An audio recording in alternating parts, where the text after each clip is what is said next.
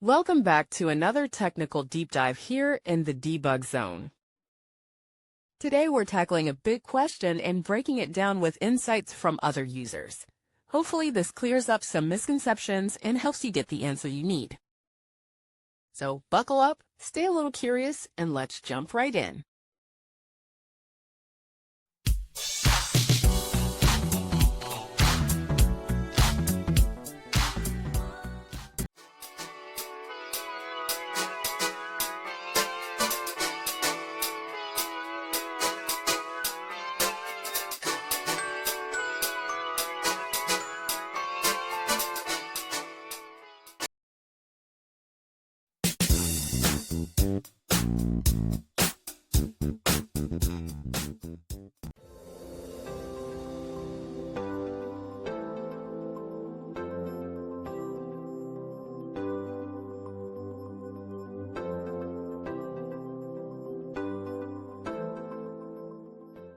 And that's a wrap. I hope you found the answer you were looking for.